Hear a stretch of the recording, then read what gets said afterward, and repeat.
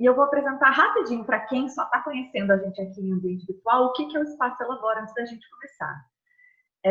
Bom, o Espaço Elabora foi o lugar que a gente criou, eu e essa minha irmã, para colocar no mundo tudo aquilo que a gente acredita que seja a favor da experiência de estar aqui, de existir nessa terra.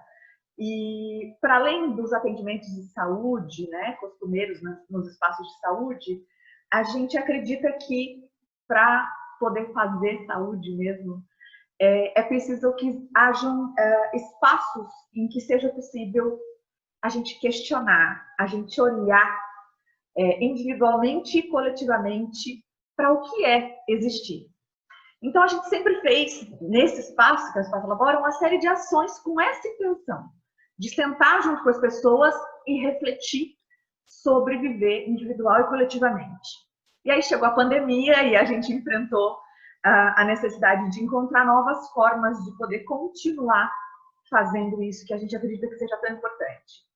Nesse caminho, a gente reencontrou uma mulher maravilhosa da nossa vida, que é a Flávia Santana, e lançamos, então, essa intenção no espaço virtual com o Elabora em Rede. Então, agora a gente faz debates, a gente faz entrevistas, a gente faz oficinas, tudo com a intenção de refletir junto, criar conhecimento, compartilhar conhecimento.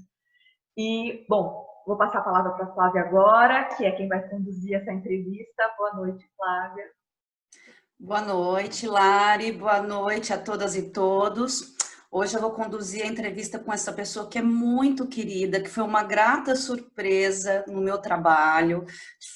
Fizemos um trabalho juntas e eu fiquei muito feliz em ver uma pessoa da nossa geração que tem uma capacidade de elaboração, conhecimento e uma disponibilidade para compartilhar esse conhecimento de uma maneira tão calorosa, tão amorosa com todo mundo, que é a Agnes Franco. E a gente vai falar hoje sobre transição ecológica. Boa noite, Agnes. Boa noite, Flavinha. Gente, eu sou uma pessoa que eu não sei se é a pandemia, eu sou tão sensível. A Flávia fala essas coisas bonitas, de repente eu posso chorar, eu não sei. Entendeu? E realmente, eu tô felizona de estar aqui com a Flávia, porque, com as duas, é claro, mas assim, porque realmente a gente passou um processo de alguns meses aí construindo coisa e é um processo que ele exige muito do profissional nosso, mas quando a gente está falando de construção de modelo de sociedade, vai para além do profissional, né? Vai para muito, ele tem muito a ver com quem nós somos, o que mundo a gente quer, né? O que a gente está esperando em termos de construção mesmo. E aí é lógico que a gente vai trazer a subjetividade, vai trazer o que nós somos. Então acaba que é um processo, a gente viveu um processo pessoal também, né? Exato. Nessa história. Não, então, foi obrigada muito especial. pelo convite, meninas. Não, foi ótimo, foi um momento muito especial e que agrega para a nossa vida uma pessoa maravilhosa, assim, né? É ótimo. Agnes, se apresenta um pouco para o pessoal te conhecer sobre a sua profissão, suas especializações. Bem, gente, sou ativista desde 3 anos de idade, quando eu convenci a minha mãe que ela tinha que comprar um tal de um detergente porque eu vi que era biodegradável. O ativismo ambiental, ele está na minha vida desde muito cedo. A minha família paterna é do Vale do Ribeira, que é a região onde a gente tem a área mais preservada de Mata Atlântica do Brasil, e, portanto, do mundo, claro. Então, eu cresci, aprendi a nadar em rio, caverna, cachoeira. Foi ali, assim, desde os 10 anos, mais intensamente, assim. Então, quando eu tinha cerca de 16, que eu já estava no movimento estudantil, inclusive, na verdade foi mais ou menos na mesma época. Eu comecei no movimento estudantil com 12 anos, na verdade. Gente, quem é que faz um movimento estudantil com 12 anos, né? Por favor, também. Que horror, né? Vai brincar de alguma coisa na rua. Mas aí eu conheci um grupo de voluntários do PETAR, que é o Parque Estadual Turístico do Alto Ribeira. É um parque que é gerido pelo Estado de São Paulo. Meu marido era monitor no Mentira, Petar. no Petar. Mentira, Flavinha. Quem é seu marido? Que é capaz de eu conhecer e ser meu amigo, hein, gente? Olha lá esse mundão. E aí, no Petar, o Burg era diretor de lá, foi, se não o melhor, um dos melhores diretores que o parque já teve. A gente tinha um grupo de voluntários. E ali a coisa do ambientalismo passou a ter um nome para mim, porque até então eu não sei qual era o nome daquilo, né? Eu não sabia. E essa sua conexão. Exato. Não, para mim era assim, eu gostava de natureza, eu gostava de mato, eu achava que não tinha que derrubar árvore e matar bicho, e era isso. Mas aquilo não tinha um nome para mim. E aí passou a ter um significado. Então, quando eu entrei no grupo, eu era mais novinha. Todos eram já formados em faculdade, especialistas. E eu era mais a raspinha do tacho, assim, a única menor de idade. E o que foi um problema, porque imagina, a gente fazia resgate dentro de caverna, fazia formação com bombeiro e tal. E como é que a gente foi uma menor de idade para fazer isso? Foi um período maravilhoso. E a partir dali eu comecei a entender porque eu não entendia muito bem a política pública para o meio ambiente. Era uma coisa que não fazia parte. No movimento estudantil, a gente não tinha uma secretaria de meio ambiente. E era incrível como aquilo não tinha uma conexão para mim. E ali começou a... Peraí, mas por que então que aquele tiozinho ali que mora lá, por que ele vai ter que sair de lá agora? Ah, então é por causa dessa política. E aí eu comecei a entender por que um derrubava palmito e o outro não derrubava. Por que num determinado ponto do rio podia uma coisa, num outro determinado não podia? E o que era isso que organizava esses poder, não poder, esse território, esse espaço? Aí a política ambiental começou a me interessar. Eu trabalhei com um movimento de juventude no início, né? Um movimento internacional de juventude também foi uma experiência super legal, porque eu pude beber, assim, é muito louco, né, gente? Como quando a gente tem contato com pessoas de outras culturas, inclusive dentro do nosso próprio país, e a gente se abre para elas e elas para a gente, como o mundo fica mais próximo, tudo fica mais próximo, né? E eu tive a honra de participar em 2002 no Fórum Social Mundial de um grupo, que foi um grupo, inclusive, organizado pela Fundação Friedrich Ebert, que é a fundação alemã do Partido Social Democrata Alemão, a fundação deles. Eu tive a honra de participar de um comitê de facilitação jovem, inclusive achei a foto ontem. E nós éramos um grupo de jovens de vários lugares do mundo, foi meu primeiro contato com pessoas de outros lugares do mundo, assim, ajudando no processo de facilitação das oficinas do Fórum Social Mundial. Ali muitas coisas começaram a mudar. E mais recentemente, então eu sou jornalista de formação, tenho especialização em política pública e fiz na área ambiental, né, minha pesquisa.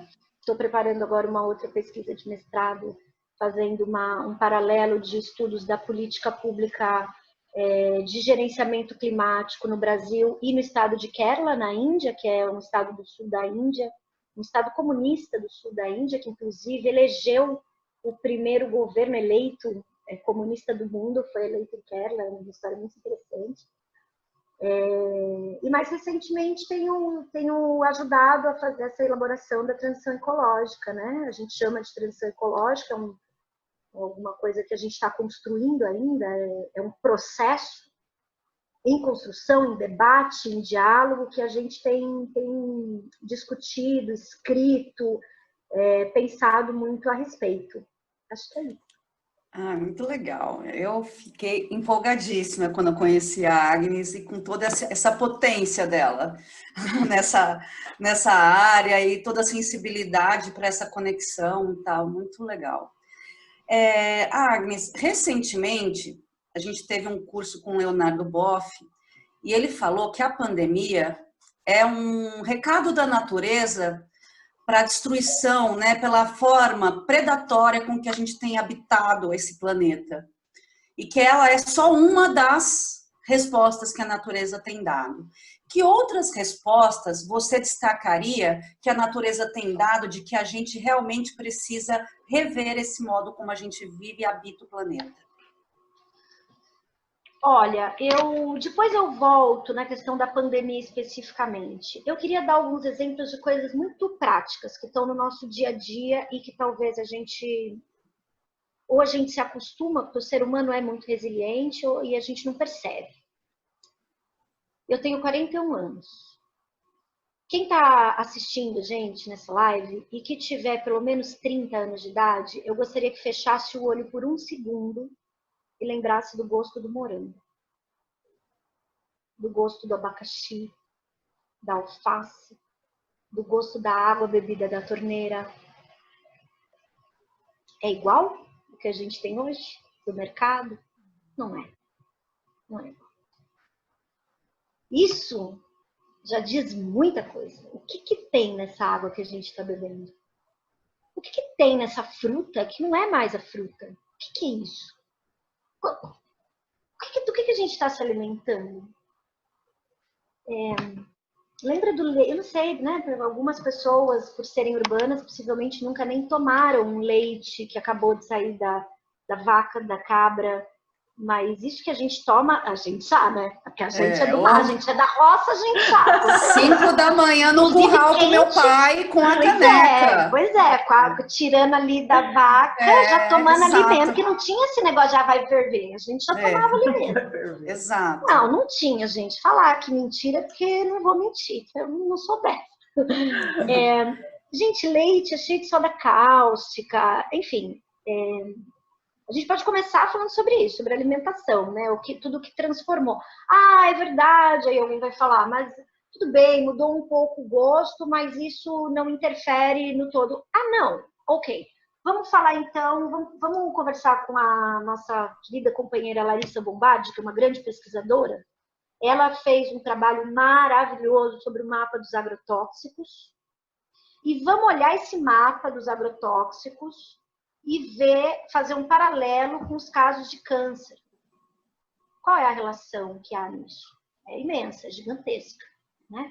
Aqui no município onde eu estou mesmo, em Tabatinga, que é a região aqui de Araraquara e tal, na nossa região aumentou os casos e tem aumentado cada vez mais e a gente acredita, as pesquisas mostram isso. A Mônica, do Instituto Butantan, recentemente fez uma outra pesquisa encomendada pela Fiocruz pela Fiocruz e pelo Ministério da Saúde do atual desgoverno, perguntando o seguinte: qual é a quantidade de agrotóxico que é segura para o consumo humano?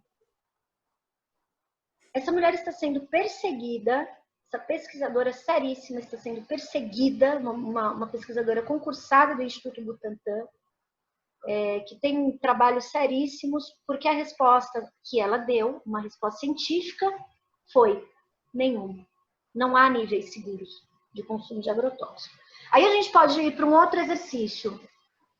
Inclusive, só você falando do agrotóxico, também tem um outro estudo que fala da quantidade de nascimentos de crianças autistas por causa de agrotóxico.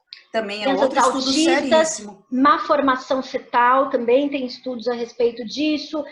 Problemas neurológicos, incluindo ataques epiléticos, infertilidade. Tem uma gama aí, se vocês procurarem aí pela internet, o próprio HC reconhece uma série de coisas. Então, isso é muito sério, né? Isso é muito sério. Uma outra coisa que eu acho que essa é uma evidência mais perigosa, e aí a gente pode até falar de dados mais concretos, se vocês quiserem, mas eu já não consigo chamar de outra coisa que não emergência climática, né? Eu me lembro perfeitamente como eram os meus aniversários. Eu sou de junho, eu sou do segundo dia de inverno, eu nasci junto com o inverno. Eu lembro como as estações eram bastante definidas quando eu era criança até. Hoje elas não são mais. Imagina, não tem isso. Por quê? Por que tudo isso está acontecendo? E qual é o preço que isso vai ter? Aí eu vou voltar para o começo da nossa conversa, que foi o que o Leonardo Boff falou e que a gente da área ambiental tem discutido há décadas isso. Alguém aí se perguntou de onde veio a dengue? De onde veio o chikungunya? De onde veio a AIDS? Isso não é novo. Tudo isso é desequilíbrio ecológico. Tudo. Não é porque já surgiu. Não, não surgiu. O ambiente, a ecologia, ela é perfeita. Quando alguma coisa desequilibra, desequilibra todo um sistema. E a gente está num sistema extremamente desequilibrado. A gente tem interferido, nós, seres humanos, interferido de uma forma na natureza que, assim, o nosso papo aqui, ele não é sobre nós vamos derrubar árvore, quanto de árvore nós vamos derrubar, ou até fazer um discurso na raiz do conservacionismo, por uma questão ética. Nós podemos sim fazer esse debate, um debate ético. Mas eu vou para o mais simples. Eu estou falando aqui de sobrevivência humana. Eu vou ser egoísta, então vou dar uma de Constituição Federal. A Constituição Federal ela tem um artigo, né, que garante que todos têm direito a um ambiente saudável e conservado. E a gente tem algumas críticas, né? Algumas pessoas têm algumas, eu particularmente, porque é um artigo bastante antropocêntrico, né, centrado na vida do ser humano. E, na verdade, nós precisamos falar da vida como um todo, da vida toda. Não é porque eu acho louva-a-Deus lindo. Não é porque o sapo é bacana. É porque eu preciso do sapo. Vamos então para isso. Se a gente não consegue chegar no coração das pessoas entenderem que nós não somos melhores do que ninguém, então vamos pro prático. É uma questão de ciência. Desculpa, eu não converso com negacionista, com todo respeito.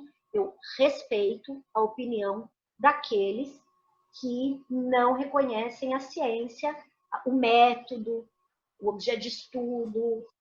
As relações entre...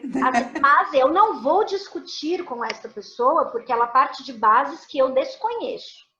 Eu trabalho com ciência. A ciência humana, a ciência biológica, meu negócio é número, é dado, é isso aí. Por mais que a gente esteja trabalhando com coisas tão subjetivas também. E é disso que a gente fala, Flavinha, na transição ecológica. Exato. Que mundo nós queremos construir? Que modelo de civilizatório nós queremos construir? É disso que se trata, né? Então, quando a gente fala de desequilíbrio, quando o Boff traz esse debate, ele está tentando mostrar para as pessoas, todos nós estamos tentando mostrar para as pessoas que deu ruim, gente, deu muito ruim. Não vai dar certo desse jeito. E vai bater em quem? Quando sobe o rio, quando tem uma enchente, quando tem um vendaval, quando tem qualquer desastre climático, quando falta peixe, quando não consegue mais caçar pitu lá no rio, vai bater em quem? Vai bater nos mais vulneráveis. Vai bater na mulher, vai bater no pobre, vai bater no ribeirinho, vai bater no quilombola, vai bater no indígena. Então... E uma questão importante, vai bater no ser humano. Todos. Não é a natureza que acaba, é a gente que se extingue. Né? A gente falava, eu participei de um Fórum Internacional de Educação Ambiental em 2012, ali teve um estudo que falava exatamente isso. Se o ser humano não entender a conexão dele com a natureza e o desequilíbrio que ele vem causando, ele vai se auto-extinguir. A natureza, ela demora séculos, mas ela se regenera. A gente não, a gente acaba, né? E a gente tem toda a tendência de outras espécies que se auto-extinguiram pela nossa forma predatória de habitar o planeta. E aí, Agnes, tem também a questão do capitalismo, né? Que é muito importante discutir. Que a cada crise do capitalismo, ele avança para um nível predatório e exploratório maior, né? E é isso que a gente está vendo neste momento. E a pandemia nada mais é do que um reflexo disso também, né? Porque é essa forma de viver, de consumir, né? E de produzir que o capitalismo impõe que está levando a gente para onde a gente está, né? Para o que está acontecendo hoje, né? Então, eu queria que você falasse um pouquinho mais sobre isso, sobre esse desequilíbrio que o capitalismo está causando no planeta. Olha, eu vou comentar sobre isso e gostaria de pedir aqui que as pessoas ouvissem isso com toda a tranquilidade e não sem rótulo um pouco. Vamos lá. O capitalismo é um sistema que, em sua definição, não sou eu que estou dizendo, é a definição do capitalismo, é como ele é estruturado. Ele é estruturado na exploração do homem pelo homem. Então, o que o capitalismo preza? O lucro. O lucro, não é possível gerar lucro, e não sou eu que estou dizendo, é a ciência social que diz isso, ciência econômica. Não é possível gerar lucro se você não explorar a força de trabalho do trabalhador, ou se você não explorar... Na verdade é isso, você vai ter que explorar a força de trabalho de alguém, de um outro ser humano, de um semelhante. Sai um pouquinho dessa situação. Vamos fingir que a gente está assistindo um filme, tá? Tem base, tem cabimento você entrar dentro de uma sociedade. Eu quero fazer parte daquela turma ali. Naquela turma ali, a base para a relação é essa. Alguém vai explorar alguém. Você entra? Não, você não entra. E o que nós fazemos quando a gente faz a defesa do capitalismo é isso. É negar uma coisa, é aceitar uma coisa que não tem cabimento. Então tá. Então, o capitalismo é esse sistema que ele vai explorar o outro ponto. O outro ou a natureza. O Marx fala isso, inclusive, que o capitalismo ele transforma tudo em coisa. Então a gente até inventou uma palavra, né? Coisifica tudo. A gente até inventou uma palavra que chama, um termo que eu não suporto, detesto esse termo, recurso natural. Que você já está transformando em material coisa, econômico. Já é coisa. Se é recurso, é coisa. É produto. É produto. Não é, eu não gosto. Sempre que eu consigo, eu não coloco coisa, eu boto bioma, eu boto qualquer coisa. Tira esse recurso natural. Então, para a gente conseguir discutir modelo civilizatório, rediscutir modelo civilizatório, se a gente é sério enquanto sociedade humana, se a gente leva a sério dados de pesquisadores, vamos lá, vamos falar do IPCC, que é o grupo de pesquisadores, são 4.000 cientistas que fazem parte do IPCC, da Organização das Nações Unidas, de todos os países que vocês puderem pensar. Esses caras, eles falaram assim, gente, é o seguinte, não dá mais para continuar emitindo gás carbônico, não dá mais. Não tem mais como. Nós precisamos reduzir metade. Na verdade, agora a gente já descobriu que tem que reduzir mais ainda. A gente sabia que precisava reduzir metade em 10 anos, até 2030. Agora a gente sabe que tem que ser muito maior ainda o desafio, tem que emitir muito menos. Ainda assim, muito dificilmente a gente vai conseguir, sendo muito honesta aqui com vocês, muito dificilmente a gente vai conseguir reverter esse quadro. Porém, para a gente conseguir fazer uma discussão séria sobre como nós vamos conseguir um novo modelo civilizatório, a gente precisa dar nome para as coisas. Então, o que é incomum, você faz um estudo social sério, o que é incomum que você acha em todas as fissuras do tecido social? O que é incomum que você acha em todos os problemas que nós temos? Em geral, é o capitalismo. Eu não estou dizendo que ele é o único problema. Eu estou dizendo que, em geral, ele aparece. Ele aparece, ele tá o modus operandi dele interfere, né? Em tudo. Tá lá. Então, por favor, exemplifica para as pessoas que estão assistindo a gente essas interferências. Você pode fazer esses exemplos? Posso. Vou pegar exemplos bastante familiares.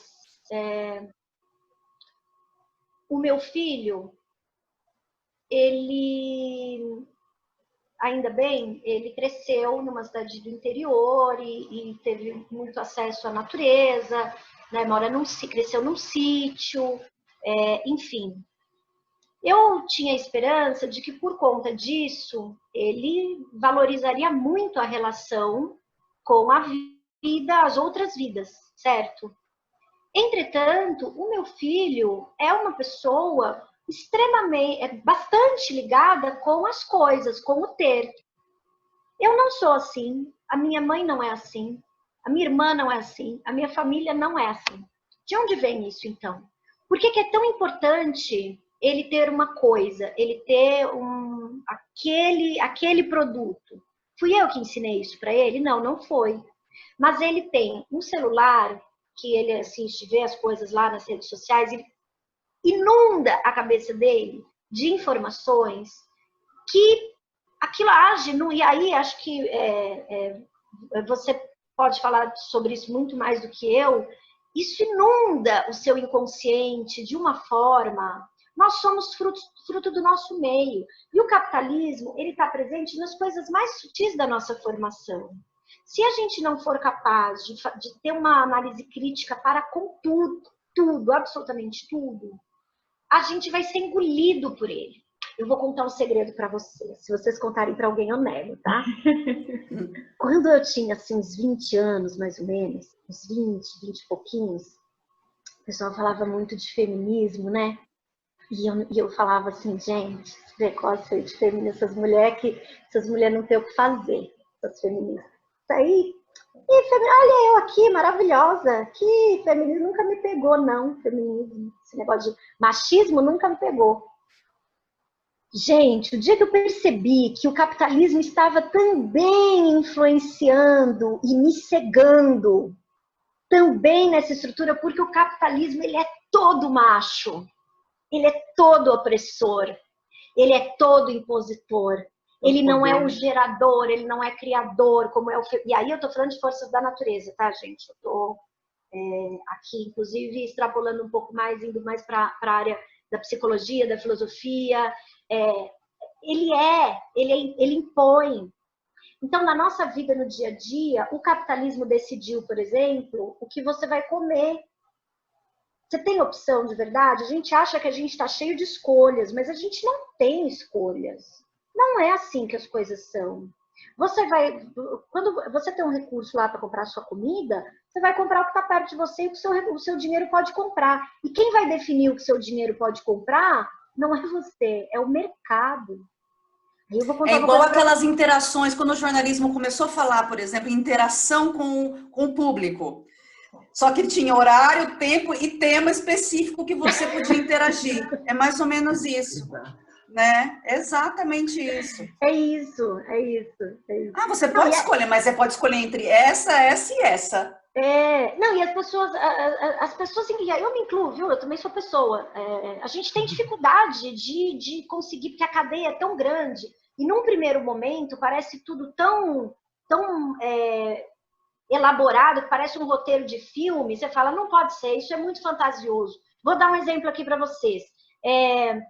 Uma fábrica que faz um produto que é cancerígeno vai lá e compra a empresa que faz o remédio para o câncer. Isso existe? Claro que não, imagina, isso não existe. Isso existe, gente. O nome dessas fábricas são Monsanto, que faz os transgênicos, e Bayer, que faz o remédio para o câncer. Isso tem nome, né? Mas é lógico que isso não vai passar no Jornal Nacional. É lógico, porque o Jornal Nacional é um veículo de uma empresa, de um cara que é empresário, é uma empresa. O objetivo de qualquer um desses veículos de comunicação, qualquer um deles, não é informar. O objetivo deles é lucrar com a informação. Vejam bem. Essa é a informação é a mercadoria. Exato. Também é produto. É isso que a gente precisa entender. Quando a gente fala da importância do Estado, né, as pessoas às vezes perguntam para a gente assim, mas por que vocês são contra privatização? E por que vocês falam tanto disso do mercado, tal? É muito simples. Uma empresa, o objetivo dela, como nós já dissemos, é gerar lucro. Esse é o papel social da empresa. O objetivo, e a empresa, ela se relaciona com clientes. O objetivo do Estado é criar políticas públicas.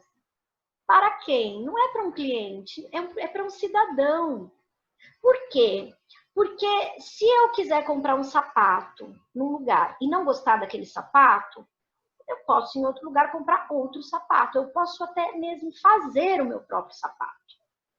Agora, se eu precisar tirar um RG e não gostar do lugar que tira RG, eu não tenho outro lugar para ir. É o Estado quem está me suprindo. Então, o Estado, ele não pode... É um serviço que é o serviço básico, essencial do Estado, como é a saúde, como é a educação, como é a água, pelo amor da deusa, não pode ser vendido, não pode estar na mão de uma empresa. E aí, voltando na questão da transição ecológica, como é que a gente quer o Estado? Então, o que é a transição ecológica e as suas dimensões? Ó, assim, em resumo, eu vou dizer para vocês que a transição ecológica ela é um processo que busca economia justa, que busca o respeito a todas as formas de vida, mas eu acho que tem uma pergunta para além disso, né? A transição ecológica, ela nos pergunta para que a gente quer o Estado. Nós queremos um Estado para só fazer obras de infraestrutura, construir uma ponte, construir um viaduto, construir uma obra? Ou nós queremos um Estado para redefinir as relações sociais? Ou nós queremos um Estado para não apenas para gerar energia limpa, mas para que essa cadeia de geração de energia limpa seja justa? Então, quando a gente fala da transição ecológica, nós estamos falando de uma proposta de gestão não só de Estado, a gente fala basicamente da gestão da política pública, da governança, né, de como administrar a coisa pública. Mas, para além, nós estamos falando de relação social, de como nós queremos reconstruir as nossas relações sociais. Então, como é que eu posso apresentar uma solução para uma comunidade sem chamar aquela comunidade? Como é que eu posso dizer o que é bom para índio sem chamar índio para falar? Como é que eu posso falar o que é bom para mulher sem chamar a mulher para falar? A transição ecológica, ela fala, por exemplo, que nós precisamos valorizar a sabedoria ancestral. Quanta sabedoria não está na mão dos povos indígenas? Quantos medicamentos ao longo da minha vida eu consumi, porque eu sou uma mulher de terreiro, eu tenho 20 anos de candomblé, quantas vezes eu fui curada com uma folha? Não precisei, eu não estou, pelo amor de Deus, eu não estou dizendo que a medicina é desnecessária, não é nada disso, né? Porque senão, de repente, alguém pode aí dizer que nós estamos falando isso. Não é. O que eu estou dizendo é que os saberes, eles devem ser acumulados, eles devem ser somados, integrados. Valorizados. E a transição ecológica, ela se apresenta como este eixo integrador de saberes e de políticas. Então, quando eu for construir uma ponte e eu estou num governo que absorve a transição ecológica, que tem a transição ecológica como eixo estruturante, eu vou me perguntar, ok, vou fazer essa ponte. Que tipo de resíduo essa obra vai gerar? Esse. O que eu vou fazer com esse resíduo? Essa é a única alternativa que eu tenho? Isso vai impactar a comunidade? De que modo? Isso polui, gera muito gás carbônico?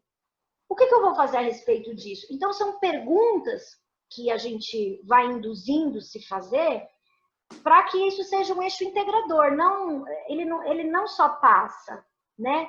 E ele não só diz respeito à política ambiental, de modo algum. Nós precisamos acabar com essa coisa de pensar na política ambiental como um pedacinho, uma caixinha, um negocinho bicho e planta, né? Bicho e planta. Como se nós não fizéssemos parte. Exato. Né? A gente não se entender como um ser do mundo animal é o mais louco, né? Pois é, olha só, nós estamos todos E a gente que dizem que a gente que é racional, né? Pois a gente está vivendo esse momento tão difícil, né? Dessa pandemia terrível, fruto de um desequilíbrio ecológico. É importante nós lembrarmos disso. Mas, ao mesmo tempo, as pessoas privilegiadas, como nós três aqui, que temos um acesso à internet, que temos uma casa que não é a maioria do povo brasileiro, também precisamos lembrar muito disso. Nós estamos experienciando coisas novas, né?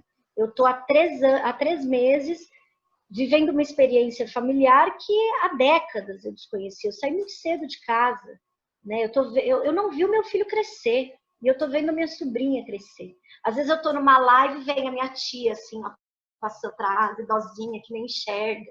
Ou eu tô numa live falando uma coisa super séria, como essa que a gente está discutindo aqui, vem a minha sobrinha, vem um gato. Só que a gente acostumou de uma forma tão ruim a criar uma personagem para falar sobre coisas sérias como essa que nós estamos falando, que quando a realidade vem, parece que algo aconteceu. A transição ecológica também fala sobre isso, sobre a gente naturalizar as relações. Então, eu acredito que, e de novo, ela não é um conceito fechado. Brevemente, eu acredito que nos próximos 15, 20 dias, nós vamos ter uma primeira publicação científica que fala da transição ecológica, que foi uma coisa que a gente construiu aí pela Secretaria de Meio Ambiente com a Fundação Friedrich Schiller. E foi um primeiro ensaio acadêmico, assim, para a gente escrever um pouco, fazer algumas propostas sobre isso, mas nem de longe isso está pronto. A gente precisa fortalecer esse diálogo. E eu acredito assim, que nós precisamos olhar um pouco mais para quem somos nós, individual, no pequeno coletivo, na vida familiar, no seu bairro, na sua cidade, e quem somos nós no macro, sabe? Eu, nos últimos anos, eu tenho trabalhado muito mais com realidades nacionais, e agora, como eu estou trabalhando de casa e não estou trabalhando pouco, acho que todo mundo sabe, né? A gente está trabalhando mais, porque agora a gente tem as tarefas domésticas, a gente também tem trabalho normal, que não para, mas eu também estou tendo oportunidade de fazer um trabalho local, que há muito tempo não tinha dessa forma. Sabe, de bater na porta da prefeitura e falar, viu, não tem coleta de lixo no meu bairro, porque eu estou na área rural e lá não tem coleta de lixo. O que nós vamos fazer sobre isso? Vamos pensar junto na solução? Né? Também acho que não dá para só apontar os problemas das gestões, né? A gente precisa pensar junto, independentemente da questão ideológica, quando a gente está lidando com pessoas que lidam com democracia, que não é o caso do governo federal, mas quando a gente está no campo democrático, independentemente da ideologia, daquilo que a gente se afina mais ou não, o diálogo ele tem que ser a tônica, né? Então, é isso. Acho que a transição ecológica ela fala muito disso. Acho que tem... A Lari quer fazer uma pergunta do público aí. Eu já estou com 3 perguntas aqui excelentes. Ai, gente, desculpa, vocês têm que me interromper, imagina. Não me deixa fazer isso, gente. Por exemplo, você foi falando e eu já fui pensando numa minha, que é assim, interessante como a gente se separa de tudo. Então, a gente se separa da natureza, nós não nos vemos fazendo parte da natureza, nós também não nos vemos fazendo parte da política. Porque a gente aponta, a gente não pensa em participar. Mas vamos lá, senão eu não faço a pergunta do público. Não, mas é verdade isso. E aí, posso completar esse raciocínio? Porque ele é super importante. Nós, brasileiros e brasileiras, a gente tem uma coisa que, como nós não fomos educados para pensar politicamente, o que é público no Brasil, e em todos os países ainda que estão amadurecendo esse pensamento, o que é público não é de ninguém, quando na verdade o que é público é de todos e todas. Então essa é uma coisa também muito importante. Uma mudança cultural. Então eu vou mudar a ordem das perguntas aqui, porque eu acho que agora fez sentido no papo. Então, a base de uma mudança seria revertermos a relação entre sociedade e capital. Sem isso, não teríamos nada funcional?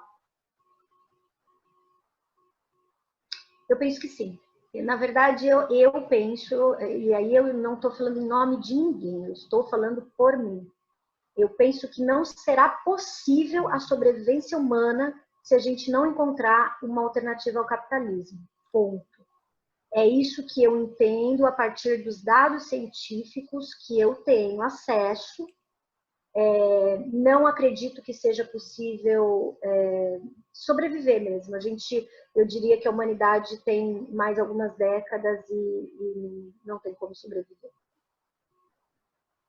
Então, sim. E eu sei que é pesado, mas... Não, inclusive, conhecendo quem fez a pergunta, eu acredito que corrobora do seu pensamento e gostaria de A pergunta foi para aprofundar mesmo, assim, para deixar muito claro. A outra pergunta é: você acredita que a legislação brasileira para proteção ambiental está ultrapassada? Eu não diria ultrapassada. Eu acho que ela precisa de muitas reformas. A gente precisa melhorar muito. Mas também a gente não pode negar que nós temos uma das legislações ambientais mais avançadas que existem no planeta.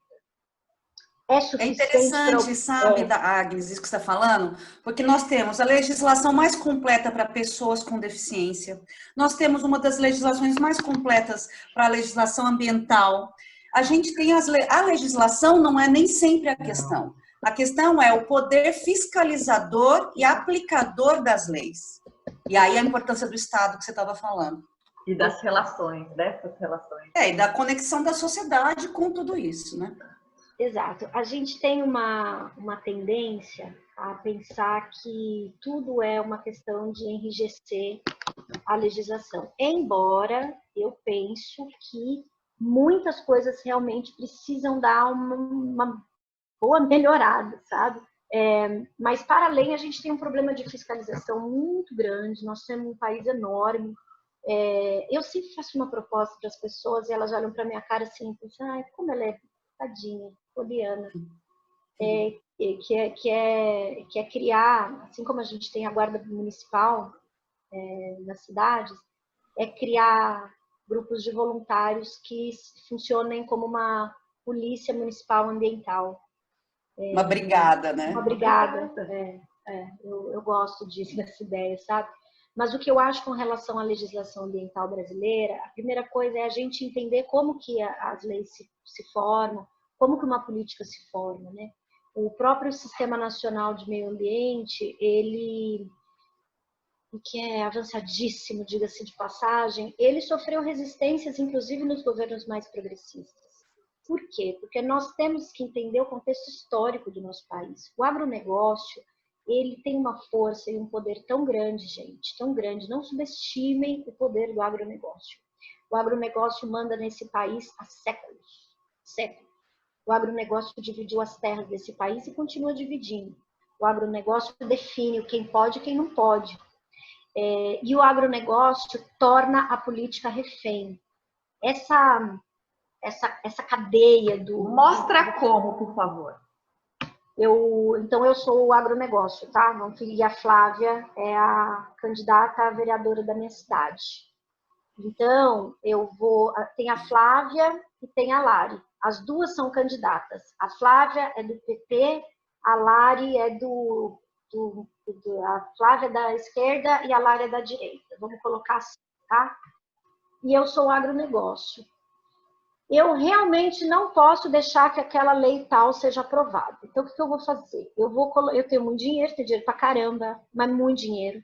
Então, eu vou pegar muitos dinheiros e eu vou colocar esses dinheiros na campanha da Flávia e na campanha da Lari. Vou botar nas duas. Não me importa quem vai eleger. Quem eleger tá com o rabo preso comigo. Vai ficar me devendo. Então, o que eu faço com isso? Eu torno o sistema refém. Ah, mas isso aconteceu porque a Flávia e a Lari, elas aceitaram fazer isso ilegalmente. Oi? Não. Tudo isso foi feito legalmente. Tudo isso foi feito ali, ó, bonitinho, dentro da lei. Bem maravilhoso. Ai, mas então como é que pode cobrar? Gente, existem tantas forças nesse sistema que a gente ia precisar de umas 5 lives para começar a entender como é que isso se dá. Mas acho que esse desenho já diz um pouco como que funciona. Então, nós somos o país do agronegócio. A gente, por exemplo, quando saiu o Código Ambiental, o Código Florestal, que nós aprovamos, quando ficou pronto, nossa, eu fiquei brava, gente. Eu fiquei brava. Eu briguei com o governo tanto. Eu falava: mas Dilma, como é que você deixa um negócio desse passar? Eu tenho que reconhecer que em 2012 eu conhecia muito menos como as forças políticas nesse país agiam, e hoje eu tenho uma clareza gigantesca de que não era possível, naquela conjuntura de país, não ia ter ninguém no mundo que fosse capaz de conseguir um código florestal melhor do que aquele. Ninguém. Foi um trabalho brilhante, o trabalho da presidenta Dilma, na condução daquele processo. E anteriormente do presidente Lula. Brilhante. Eu tenho críticas severas ao Código Florestal. Severas. E há várias outras coisas. Mas algumas coisas precisam ser reconhecidas. Porque para aprovar aquilo foram anos de diálogo com todos os atores, inclusive com o agronegócio. Porque se o agronegócio não quiser, não aprova nada. Não passa nada. É a maior bancada que nós temos ali na Câmara. Os caras são fortes pra caramba. Gente, quem tem poder? Quem tem poder não é governo, nunca foi. Quem tem poder é quem tem dinheiro. E é por isso que não há como nós conseguirmos, de fato, um modelo de sociedade, no meu entendimento, novamente, eu estou falando por mim, não por ninguém. Mim também, não tá? Por mim também, por nós. Não tem como, porque nós estamos brigando com uma coisa que está extremamente acima das nossas competências, das nossas capacidades. Eu fico imaginando aqui na minha cabeça, que eu sou criativa, aí eu fico imaginando aquele minerador, cara da mineradora, que não conseguiu a licença que quis, aí ele vira e fala assim para a pessoa, não vai sair a licença? Vai faltar aço no mercado brasileiro. Quantas famílias dependem do aço? Quanta gente trabalha ali? Quantas cirurgias dependem do aço cirúrgico? Vocês entendem a dimensão? É muita gente. Vamos lá, Lari. E acredito que tem muito a ver exatamente com o que você disse, que é a ideia de como é que a gente faz. A pergunta é: necessitamos de interação entre ensino e comportamento social? Começar a talhar a cidadania nas escolas não seria o principal remédio para esse mal que nos levará ao fim da civilização? Nós temos um problema aí. Como é o nome da pessoa que fez essa pergunta? É o Cláudio Cunha. Cláudio, boa noite. Obrigada pela pergunta. Bem, eu acredito que a forma que nós temos para sobreviver a tudo isso que a gente está vivendo é, em primeiro lugar, a gente se voltar para as nossas relações menores, micro. Então, as nossas comunidades, o nosso município, tudo se dá na nossa cidade. Então, e aí, isso também depende da relação que você tem com você mesmo. Começa daí, né? Como você se relaciona consigo, para depois com a sua família, para depois com o seu bairro, para depois com a sua cidade, e assim por diante. Acho que quando a gente volta para essas relações menores, a gente começa a perceber o valor das construções coletivas. Num espectro um pouco maior, significa dizer que a gente precisa começar a eleger pessoas que façam política pública para todos e para todas, em especial para as pessoas mais vulneráveis. Isso tem nome. A gente precisa começar a dizer que o capitalismo não funciona mais, porque o capitalismo é um processo em pirâmide. Essa galera que está aqui embaixo, gente, está morrendo. E vai morrer cada dia mais. Hoje está morrendo de Covid, está morrendo de fome, está morrendo de sede, está morrendo um monte de outras coisas. E obviamente, né, que ele falou, obviamente a educação, como ele falou, é estruturante nesse processo. A questão, na verdade, foi bem no momento que você falou, que você estava falando, e aí me remeteu a isso, que o que está querendo saber é, então, quem detém o poder da nossa vida e da vida dos mais vulneráveis é quem não tem a menor dificuldade de nada nessa vida e quem sempre, desde que o Brasil é Brasil, é o dono das terras e é o dono do dinheiro. Certo? São essas pessoas que regulam tudo. Mas olha, eu vou falar uma coisa. Como fazer a população começar a agir em relação a isso, compreender a se conscientizar. Por isso a pergunta em relação à educação, se seria a educação. Como é que a gente traz para a população isso? Eu vou dar uma resposta aqui que certamente vai desagradar muita gente. E, ai, meu Deus, vou até pegar o escudo aqui para me preparar. Mas assim, a educação é fundamental nesse processo. Não dá para fazer de outra forma. E a educação libertadora, porque senão a gente já sabe que quando a educação não é libertadora, o oprimido quer ser o opressor. Então nós precisamos educar de verdade essas pessoas dentro com essa lógica que a gente está falando aqui. O problema é que, vamos lá, a minha sobrinha tem 2 anos. Até ela virar um adulto que toma decisões, nós estamos falando de 20 anos, nós não temos esse tempo. Vamos ser bem realistas aqui, certo? Então, nós precisamos conversar mais com os adolescentes e com os adultos, todos os adultos, os jovens adultos, os grandes adultos, os velhos adultos, todos eles. A Covid, o Ebola, a dengue, a H1N1, os tufões, as enchentes, tudo isso está conversando com todas essas pessoas. Se elas não estão entendendo, é uma outra questão. E aí eu vou falar para vocês... Por exemplo, achar, por exemplo, que aqui, ó, gente, aqui não tem nada a ver com o desmatamento da Amazônia lá. Achar Como é que influencia você sabe de onde nossa veio o vida. móvel que você comprou? Não, e não é. E assim, da onde está esse clima que você tem aqui? Você acha que não tem nenhuma influência do que acontece na Amazônia, né? É impressionante o nível de desconexão das coisas, né? Você achar que não. Aqui na sua casinha tá tudo certo, tudo bem. Dane-se que estão desmatando a Amazônia. Dane-se Mariana, dane-se Brumadinho. Né? Eu não tenho nada a ver com isso.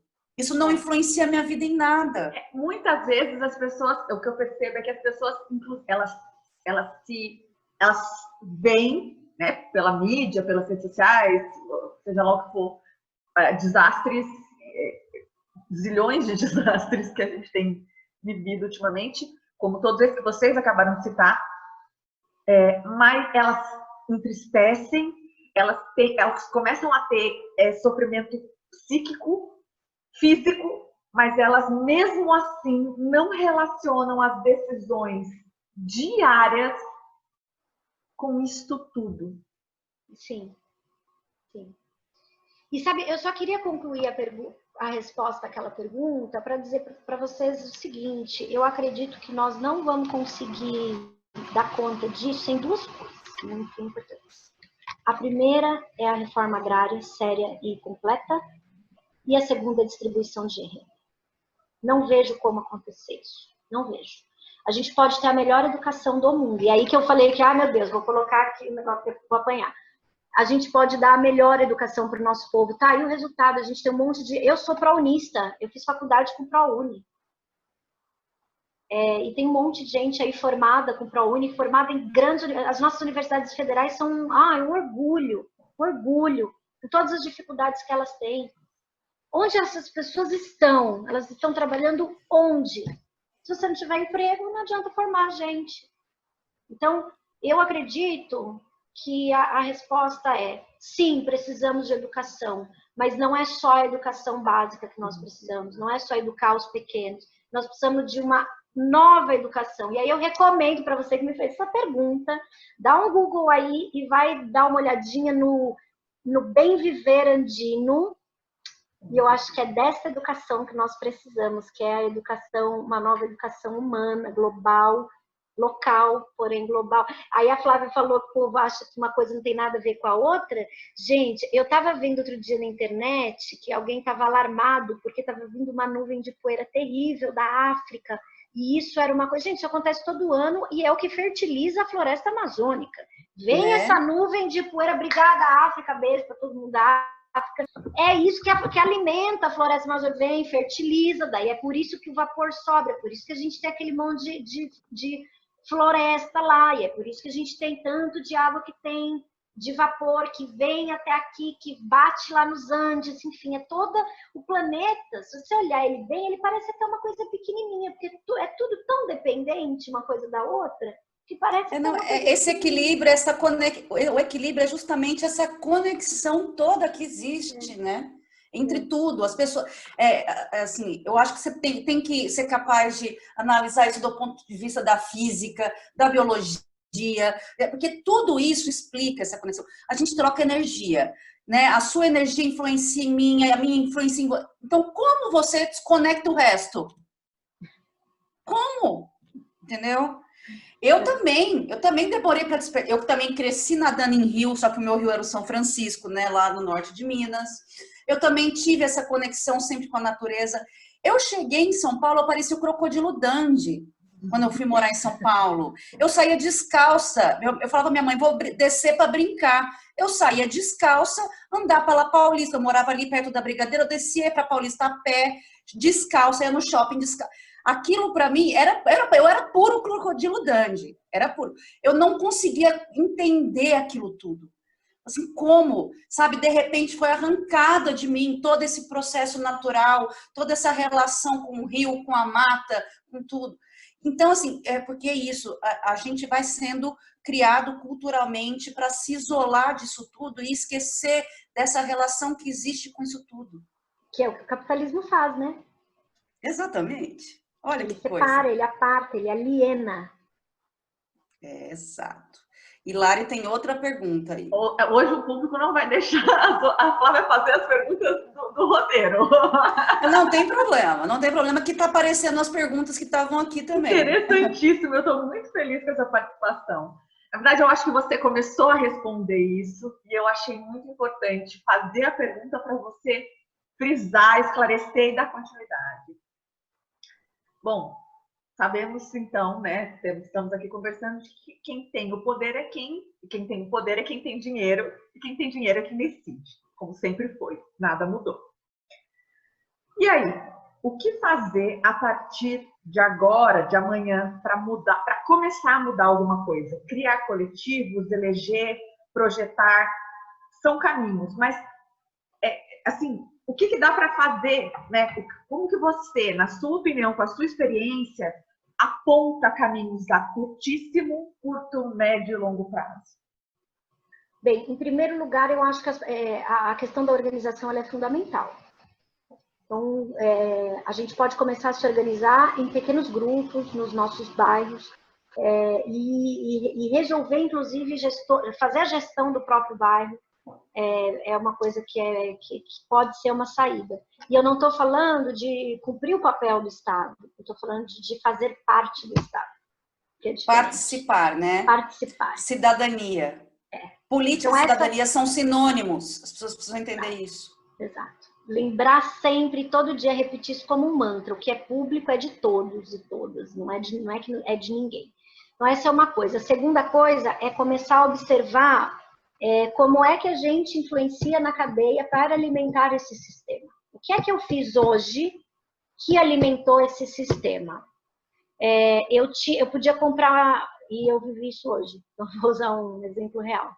Eu podia comprar um queijo no supermercado, que custa, sei lá, R$14, vou chutar, não sei o valor. Custa R$14. O queijo industrializado. E eu podia comprar um queijo de 20, feito por uma pessoa que faz um queijo maravilhoso, que produz um queijo. Eu pude, porque eu tinha esse dinheiro, e eu pude comprar o queijo da pessoa que produziu. Eu entendo que tem pessoas que não têm essa opção. Então, também tem que ter esse entendimento. Mas se você tiver opção, opte por alimentar a sua comunidade, por, enfim, fazer o processo de uma cadeia que é mais saudável. Acho que essa é uma consumir do produtor que você conhece, do produtor local, valorizar o produto local, o comércio local, tudo isso influencia. Tudo local, tudo que é local. Valorizar o que é nosso, valorizar o que está próximo, valorizar a sua comunidade, enfim, da forma que for. Acho que tem uma outra coisa fundamental, que é a gente parar de achar que de política não se discute. Política se discute e discordar não é ofensa. Discordar não é pessoal. Eu posso amar você, eu posso amar de verdade. E achar que você está completamente equivocado. Então, vamos fazer o seguinte, vamos estudar. Vamos lá, vamos ler, vamos falar, vamos ouvir, vamos assistir YouTube, sei lá, não importa. A gente tem aí um monte de ferramenta à nossa disposição. E a outra coisa que eu acho que é a mais importante de todas elas, que eu falei por último, mas acho que a mais importante de todas elas, é entender o problema do outro como sendo o seu problema. Veja o problema do outro como o seu problema, porque na prática ele é. exceto quem está no topo da pirâmide, meia dúzia, a gente nem tem muito acesso a essa gente. E assim, gente, ó, não parar de achar que Lula, Fernando Henrique, que esse povo é quem tem o poder. Não é, gente, por favor. Quem tem poder são os donos das corporações que a gente mal sabe o nome, sabe? A gente fica babando o ovo do cara da Microsoft, do cara que já foi da Apple, agora do menino que fica soltando foguete lá, do australiano. É dessa gente, essa gente que tem poder. Todo o resto dono da Amazon. Dono da Amazon, o velho da van. Não, nem o velho da van. O velho da van acha que tem poder, coitado. Coitado. Acha que tem poder. Ele é puro BNDES. Preguiça que eu tenho daquilo. Mas, enfim, é isso. É empatia, gente. Vamos ter empatia. Vamos ouvir mais as pessoas, as questões dela e fazer um pouco mais de gestos generosos, que não dói e faz um bem danado.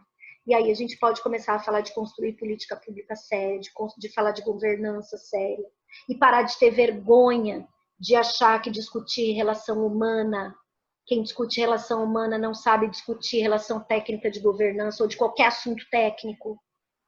Parar de falar que, mas eu sou dessa forma no meu trabalho, mas na vida pessoal não existe isso. É uma coisa que o capitalismo inventou para justificar um monte de barbaridade que é feita todos os dias e para o cara poder voltar para casa e dormir em paz no colchão dele.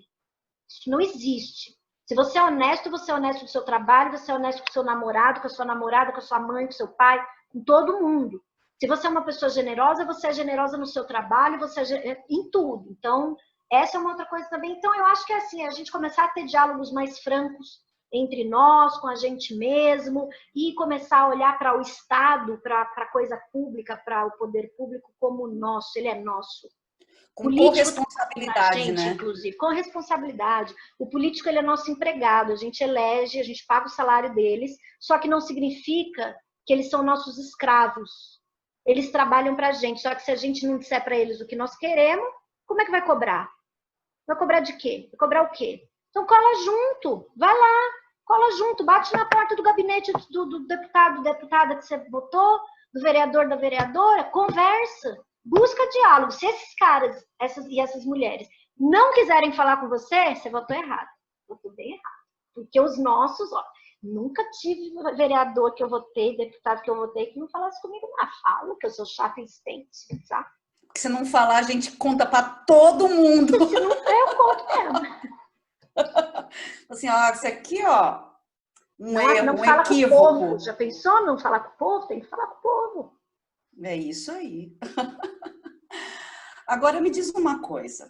Que conhecimentos e saberes acumulados pelas comunidades, pelos povos tradicionais, intelectuais, lideranças, atores sociais, enfim, toda essa comunidade de pessoas que constrói saberes e experiências, você acha que são essenciais nesse debate da transição ecológica?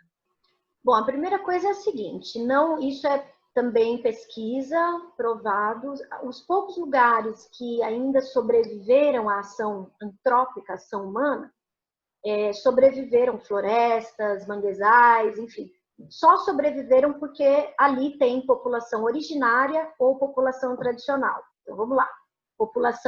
Povos originários, desculpe. Povos originários são os povos indígenas, todos eles. E são povos porque cada um deles é diferente, tem um idioma, tem uma cultura, eles não são iguais, eles são muito diferentes. Muito diferentes. Então, os povos originários, que são os indígenas, e os povos e populações tradicionais, quem são? São os ribeirinhos, são as quebradeiras de coco, são os quilombolas, são as pessoas de religião de matriz africana, aquela mãe de santo de Umbanda lá do seu bairro, aquela mãe de santo de Candomblé, aquele pai de santo de Candomblé. Essas pessoas, elas detêm vários saberes que sempre foram fundamentais para a gente, mas que o capitalismo ele soterrou. E mesmo os que foram incorporados pela nossa sociedade, eles não são vistos como tal. Porque eles não são vistos... A gente herdou isso da nossa ancestralidade indígena. A gente herdou isso da nossa ancestralidade negra. é de tal modo alienante que você nem consegue entender que você tem isso na sua cultura, no seu ser, vindo deles. Exato. Né? Exatamente. Mesmo o que a gente realmente incorporou. A gente incorporou e esqueceu de onde veio esse saber. E são né? tantas coisas, mas é que é isso que a gente está falando, o processo de alienar. Não foi à Porque toa. se a gente souber de onde veio, nós vamos valorizar. E aí a gente vai valorizar quem atrapalha o desenvolvimento? Que desenvolvimento é esse, né? Então, se a gente pegar exemplo, a gente pode pegar 1 milhão de exemplos. Desde a canjica é comida de santo, é comida de Oxalá. O acarajé é comida de Oiá. A feijoada, que o pessoal gosta de falar, é porque a feijoada era... feijoada é comida de Ogum, gente, por favor. E assim, então, vai desde a comida que a gente come, até tantas coisas, sentar e fazer ciranda. Vocabulário, linguagem. Vocabulário, exato. A gente traz tanta coisa da África, dos povos indígenas, e de tanta, sabe, que é esquecido ao longo desse processo. Porque só é exaltado que vem da cultura europeia. Exato, que vem, né? Exato. Nós somos ironicamente, quando a gente fica confinado durante uma pandemia que está devastando o mundo e o país, é para esse saber que a gente recorre dentro do nosso mundinho, da nossa casinha. Olha que interessante. Para não enlouquecer. Exato. Porque quem enlouquece, quem está desesperado, quem está no apartamento, que não consegue plantar uma plantinha, que não consegue ter um contatinho com o céu, que não consegue... Estranho, não? Exatamente. Exatamente. Inclusive, ontem aprendi uma receita maravilhosa com o Tweni, que é de Gana, que alguém lá de Gana passou a receita para ele, para ajudar a prevenir o Covid. Olha que maravilha. Abacaxi com a coroa dentro da panela, fervendo com limão e com gengibre. Você sabe, olha essa riqueza, gente. É disso que se trata, é disso que a gente está falando. Quando a gente fetichiza, porque tem isso, fetichiza o povo indígena, é tão bizarro. É isso. Quem entende medicina? Se você olha para o... De onde vem o remédio, a medicação? Quem inventou isso porque aí, hoje né? é uma coisa química, sintética, parará, parará. Mas de onde vem isso? Você acha que o primeiro cientista da medicina, ele não explorou esse conhecimento que vem dos nossos ancestrais? Não veio do além, essas pessoas não partiram do zero. Né? Então, assim, não pode desconectar as coisas. A gente tem que buscar, assim, cada um de nós, como indivíduos, tem que buscar essa reconexão. Eu acho que os caminhos são inúmeros.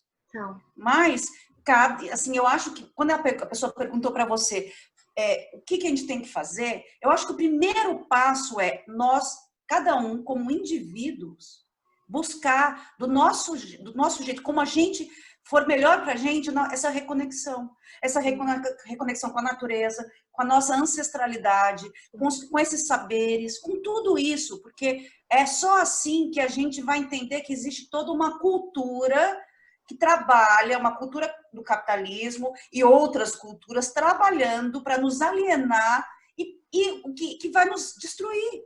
E que vai nos destruir. E sabe, Flávia, entender que essa reconexão não significa que a gente está defendendo que todo mundo tem que morar em árvore. A gente está defendendo que se quiser morar em árvore, pode. Mas se não quiser, também tudo bem. É que as pessoas acham que a gente é bando de... Quando fala isso, é um bando de riponga que fica abraçando árvore, que fica, sabe, cuidando de bicho, fica... Sei lá. As pessoas não entendem. Não que eu não faça tudo isso. Eu sou essa pessoa.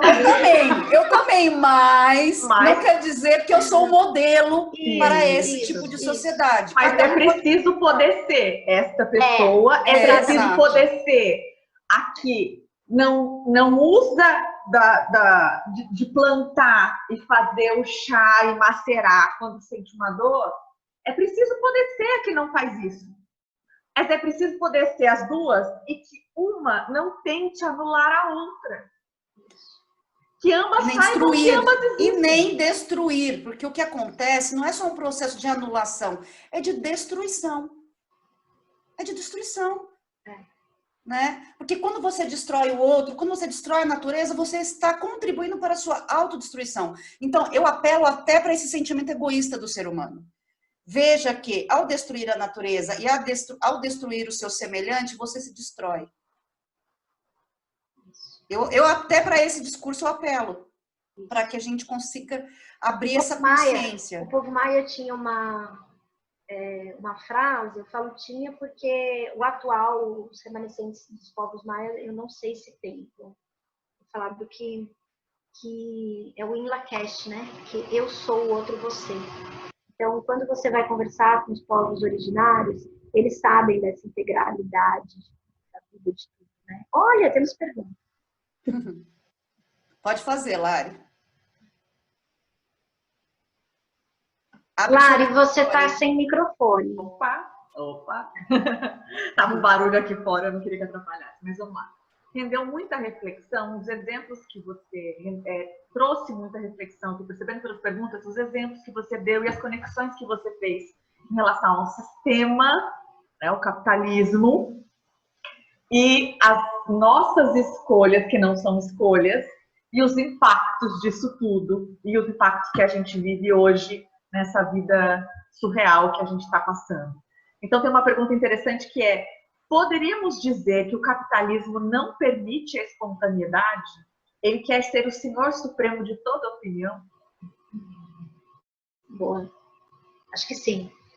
Acho que, na verdade, ele trabalha o tempo todo para isso, né? Então, você vai... Eu costumo fazer uma piada péssima, mas que é verdade, que eu falo assim: eu sei que eu vou ser manipulada, mas então eu vou escolher por quem? Porque nós somos fruto do meio. E a gente não tem como se isolar da influência externa, né?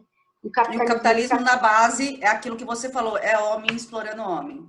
É isso. Então, assim, eu penso que a gente não consegue se isentar disso. Mas quando a gente está consciente desse lugar que nós estamos, e a gente liga o botãozinho do senso crítico, eu costumo dizer que é mais ou menos como... Sabe quando a gente vai olhar o céu? Que a gente começa a olhar, aí a gente olha assim, ó, a gente vê uma estrela. Aí o olho começa a acostumar, a gente vê duas, a gente vê... De repente, para qualquer lugar que tu olhar no céu, vai ver estrela. Assim é a consciência crítica, a consciência de classe, a consciência de gênero, a consciência étnica, tudo isso. Quando a gente consegue ligar esse botãozinho, não tem mais jeito, não tem volta. Tudo que, onde você olhar, você vai ver o recorte ali. Você vai ver, lógico, de vez em quando a gente perde, e também tem que ter esse senso crítico de saber que a gente erra, né? Eu que sou mulher ainda faço coisas e reproduzo coisas que aprendi com o machismo, porque ele está na estrutura da sociedade, reproduzo coisas do racismo, porque está na sociedade. Então a gente tem que ter essa noção que é para poder melhorar, para poder ouvir o outro, para poder, enfim. Então acho que o capitalismo faz esse processo, ele... Aí eu gosto do Adorno com Horkheimer, né? Eles são uns autores muito bacanas. Aí dá uma procurada, gente, quem está assistindo a gente aí, procura A Indústria Cultural. Lê esse trem, que é uma belezinha que esses alemães, eles escreveram, ó, lá. Eles falam, na verdade, sobre a transformação da cultura em mercadoria, né? E eu acho que tem muito a ver com essa pergunta que você faz. A gente vai sendo transformado e eles vão impregnando. A gente vira a mercadoria do capital.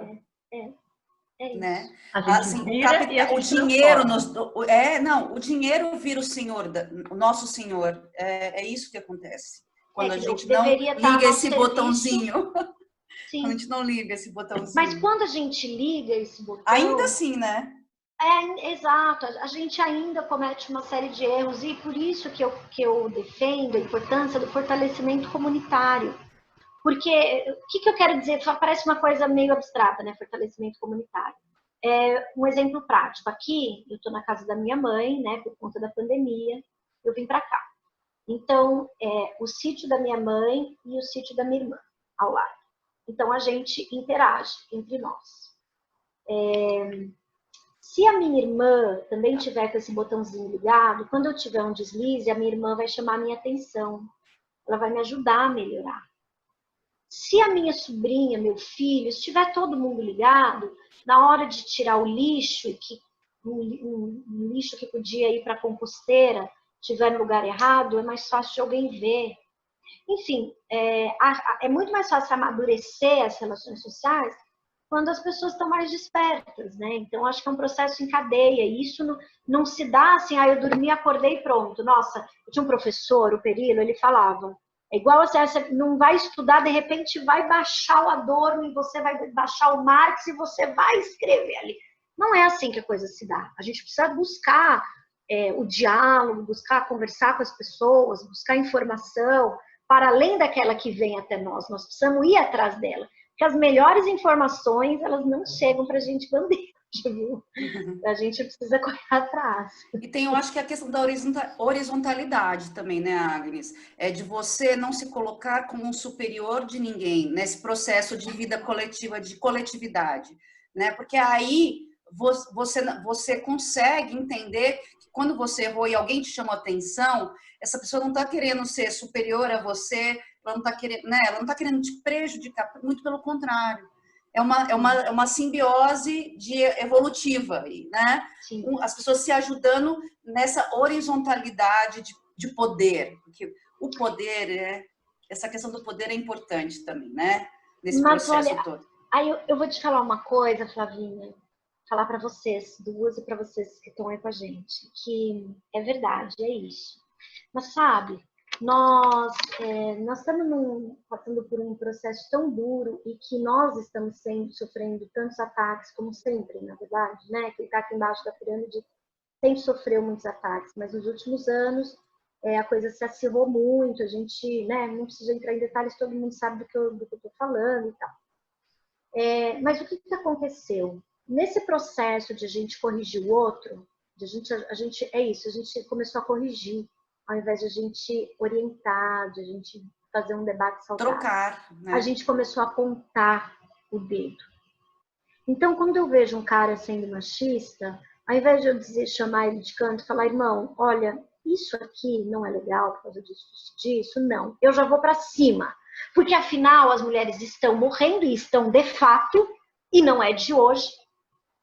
Elas estão aqui, ó, agora, nesse minuto, tem uma mulher sendo violentada, tem uma mulher... Isso vai dando uma revolta tão grande na gente que a gente perde a amorosidade no diálogo.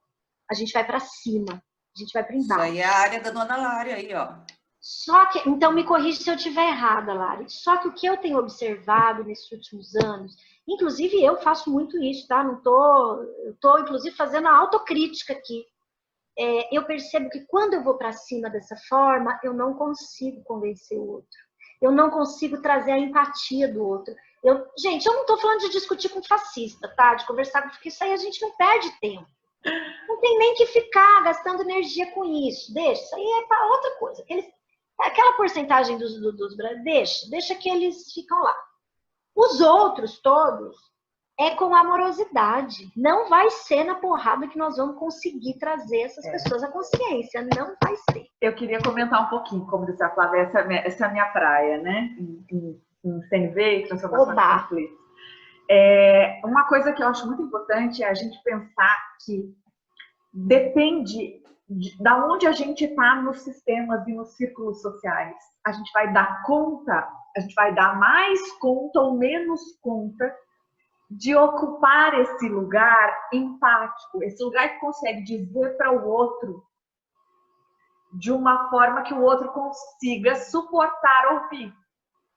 Então, exemplificando, quando você falou, eu vejo um homem tendo uma atitude machista, e aí, se eu sou, na sociedade, uma mulher negra da periferia, que só fui violentada a minha vida inteira em relação especificamente a essa violência, nós, como sociedade, não podemos exigir desta mulher que a resposta dela frente a uma violência como esta seja amorosa, né? Amorosa, porque senão a gente está reviolentando sistemicamente essa população, esse grupo que foi tão violentado. Agora, e eu, que sou uma mulher branca, qual é o meu papel nisso?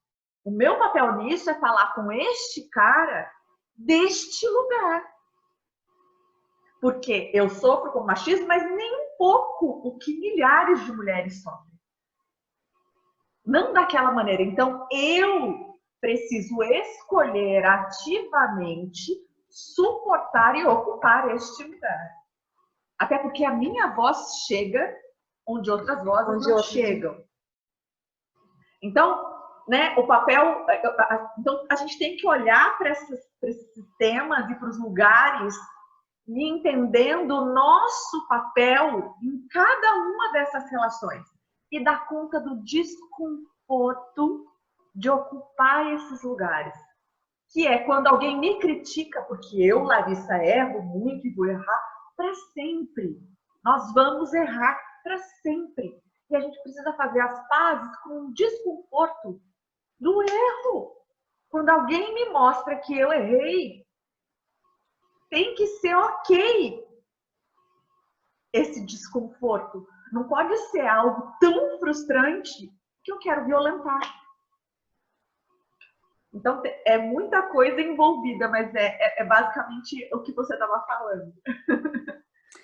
Agora, maravilhosa, ainda bem que você falou isso, porque também senão fica você falou um negócio que é tão rico, né? Como é que a gente pode exigir daquele que, né, não tem como... É uma reviolência. Não dá, cara.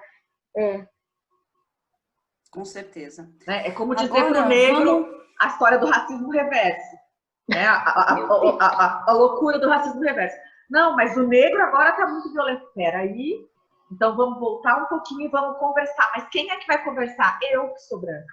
Com esse branco que não teve ainda essa oportunidade ou que não conseguiu ainda compreender que existem outras realidades. O negro que vive essa violência, ele vai reagir como ele conseguir, porque eu não sei nem como ele está vivo. É exatamente isso.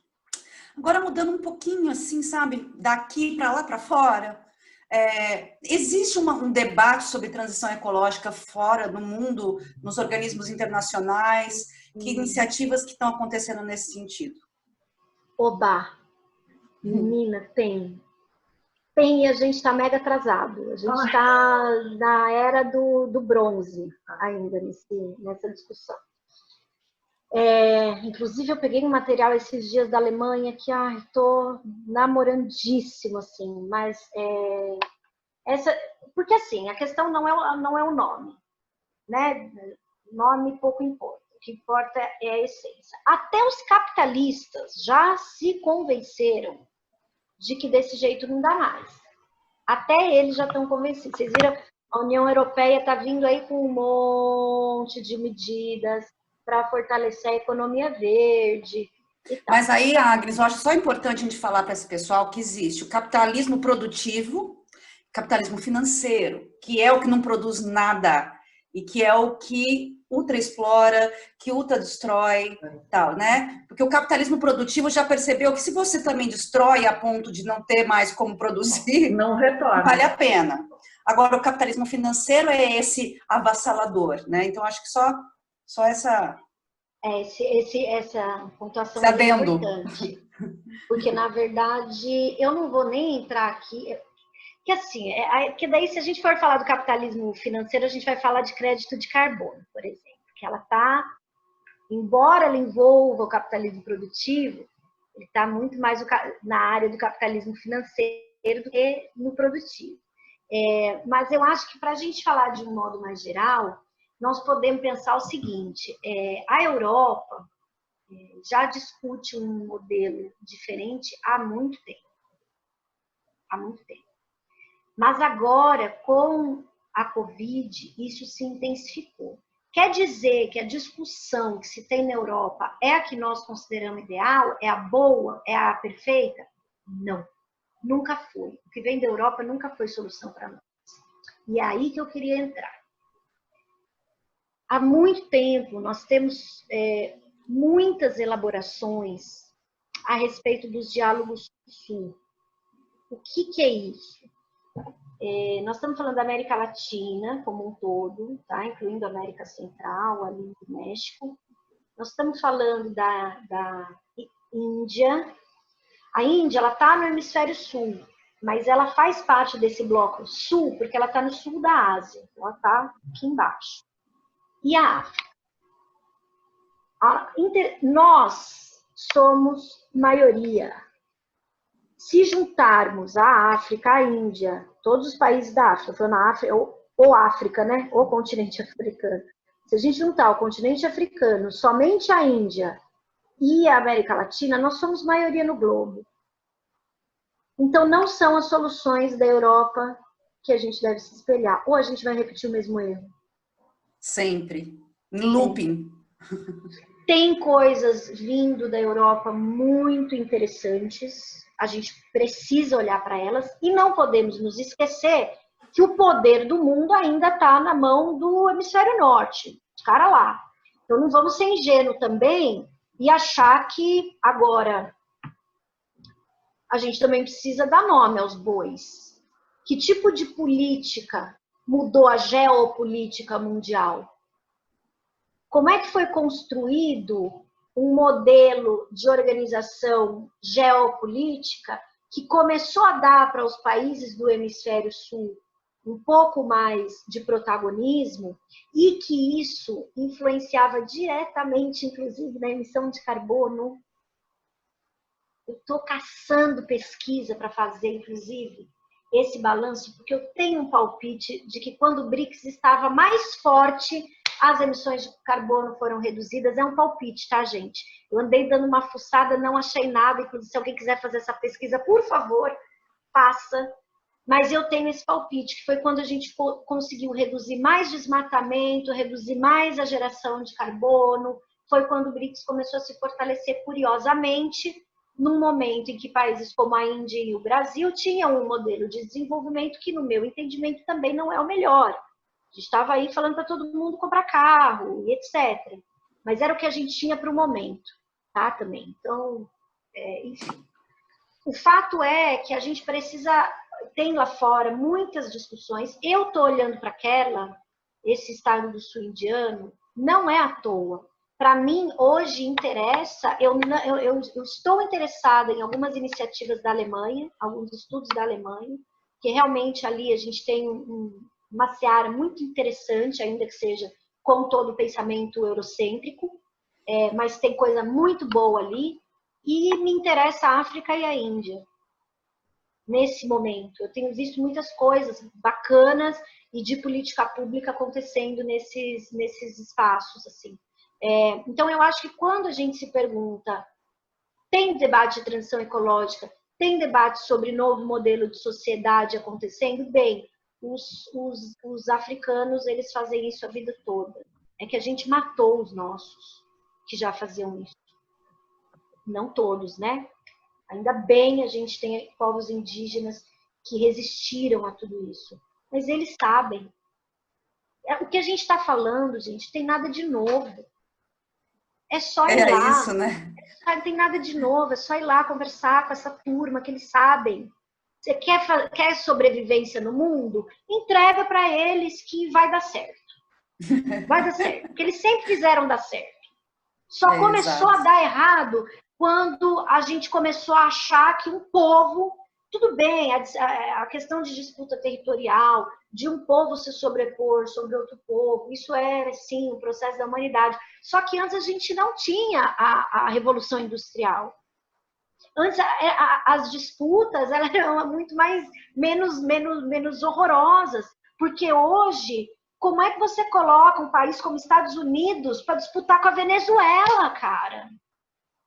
Olha que coisa sem cabimento. Por causa de petróleo. A gente aqui passou por tudo que a gente passou por causa do quê? Petróleo. Exato, por causa de petróleo. O golpe que nós sofremos em 2016 foi por causa de petróleo, de água e de floresta. Foi tudo uma questão ambiental. Uma tentativa de nos trazer ao processo de colonização, de exploração, como sempre fomos. Opa, né? E aí eu até quero fazer um comentário sobre isso. para explicar, inclusive, para quem está aqui, o que é que a agenda ambiental tem de tão estratégica no planeta. A reserva de petróleo dos Estados Unidos está acabando. O lugar mais fácil para os Estados Unidos buscar petróleo, Venezuela, Brasil. A gente tem petróleo para caramba, obrigada, Lula. Só que o problema é que aí vem o golpe. Por que a Petrobras que apareceu na Lava Jato? Ora, Por que será? Porque era preciso desvalorizar a empresa para entregar de graça para o capital estrangeiro.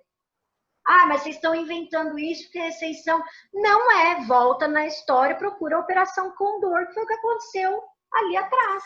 E o livrinho chamado Guerra Híbrida. Pois é, vai estudar a Guerra Híbrida, a gente vai ver tudo isso. Agora, e aí falam assim, mas a gente não quer mais energia à base de combustível fóssil, então a Petrobras tem que acabar mesmo. É verdade, a gente não quer mais energia à base de combustível fóssil. E é por isso que a Petrobras estava virando uma empresa de energia. Quando Luiz Inácio Lula da Silva assumiu o governo federal, a Petrobras era uma petrolífera. Ponto. Quando a presidenta Dilma sofreu impeachment, a Petrobras era uma empresa de energia que estava investindo em energia eólica. E aí eu vou contar uma história para vocês que eu vivi na pele real e oficial. Não vou dizer o nome do projeto, porque a presidente do projeto fica chateada. Mas eu trabalhava numa ONG, uma ONG que fazia parte da rede Biomar, que eram os projetos top patrocinados pela Petrobras. Então, a gente tinha reuniões do grupo da Biomar, da rede Biomar, que era formado pelo Ministério do Meio Ambiente, ICMBio e os projetos, que eram financiados pela Petrobras. Para que eram essas reuniões? Para a gente aferir se aquilo que estava sendo feito, tanto pelos projetos em termos de política pública, quanto pela própria Petrobras, enquanto iniciativa de investimento, era funcional. Nessa ocasião, um dia eu estava do lado da minha chefa, né, na ocasião, e tinha a pessoa do Ministério do Meio Ambiente, que era o segundo, terceiro escalão do MMA, e essa pessoa virou para a minha chefe e falou assim, olha, a gente estava querendo construir um parque de energia eólica na ilha tal. O que você acha? Minha chefe falou, eu acho que você tá louca. Pelo amor de Deus, porque nesta ilha tem uma espécie de petrel que só reproduz ali, bababá, bababá. Não dá, a gente vai ter... A pessoa do MMA olhou para ela e falou, não se fala mais nisso, pode deixar, a gente vai encontrar um outro lugar para fazer. Ponto, final de conversa. Essa situação que eu assisti, não foi ninguém que me contou. Eu vivi alguns meses isso. Representa o que a Petrobras estava tentando fazer. Infelizmente, as coisas não acontecem do dia para a noite. Não basta alguém querer. A gente está falando de uma das maiores estatais do mundo. Era, né? Agora... Então, Agnes, sabe um cara chamado Almino Afonso, que foi ministro do Trabalho do João Goulart? Ele fala isso no documentário do Jango. Ele fala assim, prestem atenção nas eleições. Existe sempre alguém defendendo a privatização do petróleo e alguém, o monopólio estatal do petróleo. O petróleo está desde sempre no centro das eleições e do poder geopolítico. É isso. Desde que a gente passou, ao invés de usar carvão, usar petróleo. Exato. Então, tudo passa pela discussão da energia. E aí, quando eu falei no começo da nossa live, para que a gente quer o Estado? Se a gente quer um Estado para construir um parque de energia eólica numa ilha para destruir petróleo, com trabalhos terceirizados, quarteirizados, porque é isso que tem acontecido na indústria de geração de energia limpa brasileira, ou a gente quer para regular? Então, essas discussões a gente tem que fazer com seriedade e não para inglês ver. Que, aliás, ou para atender determinados interesses muito, né? de grupos específicos. Exatamente. Bom, olha, esse papo, eu acho que a gente vai precisar de umas lives outras aí para a gente continuar, porque é uma coisa muito... além de ser como você falou, emergência, né, o que a gente está vivendo, e essa necessidade de refletir sobre isso, no mínimo refletir, digo, né, porque hoje em dia é o mínimo a reflexão. A gente precisa realmente modificar o nosso modo de habitar este planeta. Na minha concepção, assim, não dá mais. Então, assim, eu quero te convidar para mais outros papos como este, que foi uma delícia. Por mim, eu ficaria aqui. Nossa, né? 3 mulheres aqui, né? 3 mulheres é sempre bom, gente. Não, sempre. Gente, né? Eu gosto, porque é tão difícil. Normalmente, a gente é a única no meio de tantos homens, né? A gente é que tem que se convidar mesmo, né? Para participar. É verdade. A gente tem que ocupar, nós temos que ir ocupando. Iremos. Então, eu queria primeiro te convidar de novo para a gente marcar outra conversa, para a gente continuar esse papo incrível. E te agradecer imensamente, porque foi um prazer inenarrável ter você aqui com a gente. Já foi um prazer muito grande você ter entrado na minha vida pelo trabalho. A gente fez um trabalho que me deu, assim, há muito tempo eu não tinha um tesão de fazer um trabalho como eu tive. E você é uma das pessoas que me fez ter esse tesão nesse trabalho que eu fiz. Eu gostaria de te falar isso agora. Então, eu só tenho que agradecer Aí, ó, gente, ó, eu choro. A sua participação hoje com a gente e marcar outros e outras. Muito obrigada. Muito obrigada. Flavinha, eu é que agradeço, meninas. Larissa, obrigada demais pelo convite. Eu amei estar com vocês aqui. É bom demais a gente falar daquilo que a gente gosta, daquilo que a gente acredita, poder compartilhar com as pessoas e refletir junto com elas. Quero dizer que, de novo, realmente esse trabalho que a gente fez foi muito prazeroso, foi um aprendizado enorme para mim, continua sendo, né? E realmente você, a Ju e a Salma foram de um amor comigo, de uma generosidade que é sem limite. Então, você, meu amor, você pode me convidar porque você quiser, porque a hora que você convidar é nóis, eu tô Tamo junto. Muito obrigada. Dia 15 de julho temos outro Elabora Entrevista com o Sidney Bretanha. A gente vai falar sobre literatura na pandemia. E ele é escritor, ator, produtor e diretor artístico. Então vai ser outro papo muito agradável, com uma pessoa muito querida. Esperamos todos vocês. E, mais uma vez, boa noite a todos e todas. E boa noite, Agnes. E muito obrigada por estar aqui com a gente. Boa noite, gente. Tudo de bom. Mojuba. Axé a todos e todas. Obrigada. Até a próxima entrevista. Tchau, tchau.